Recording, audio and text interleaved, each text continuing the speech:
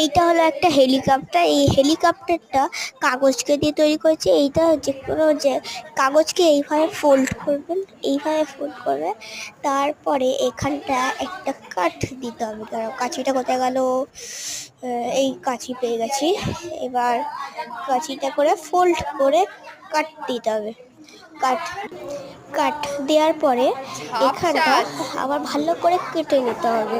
তারপরে এইখানটা এমন করে কাটতে হবে, এখানটা কাটতে হবে। তারপরে